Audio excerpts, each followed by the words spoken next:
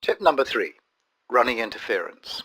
This is actually taken from American football. And American football is unusual in that if a player on your team has the ball, you're actually allowed to interfere with opposition players trying to get to him, to interfere physically, to distract them, to get in the way. Now, why would you need to do that in a scenario?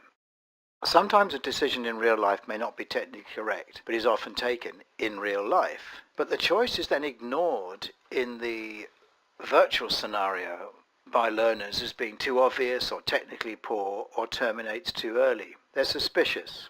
Interference in the scenario can recreate the pressures of real life, inhibiting good decisions. So let me give you one good example of one from healthcare. A visit to a GP with a sore throat. The GP might examine you, reassure you, and send you home, and usually you get better. And that will happen actually most times. But in a virtual scenario, a learner is suspicious of this as a choice and will not take it. They won't take it because it ends the scenario far too early. They know that there's actually a trap in there. They may know anything like that, but they don't take that as a choice, even though a GP may most times do that. So, if you wish to make sending home feasible, you need a distraction or interference to make it a plausible choice. So let's look at an example. You are a second-year graduate doctor working in A&E. Dr. Marsh, the registrar, is seeing a sick child. 80-year-old man has been brought in by car, is on a stretcher. The triage nurse has found he is pale and clammy, groaning with pain and unable to give a history. His wife indicates her husband is unwell yesterday. What would you like to do now?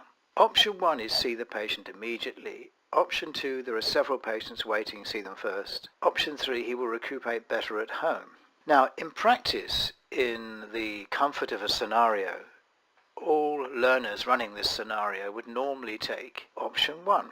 So you have to find some way of interfering by bringing in a second character to actually prevent option 1 being less obvious.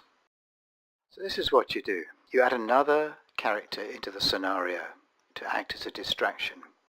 So you write a piece of text. Suddenly, an ambulance arrives. There is a 60-year-old man in the back, screaming at the paramedics about the severe pain in his chest. Who should you see first? Option 1, the original pale and clammy man, or option 2, the screaming man. Now in practice what happens is that students normally will choose the screaming man because they see that as their immediate concern. In fact, the screaming man is well enough to actually scream, and your main concern should be the pale and clammy man. So you have managed to create a scenario where the students have actually chosen the wrong answer for what seems to them to be quite sensible reasons. So, tip number 3, a distraction or interference that encourages learner to choose a poor option, just like real life.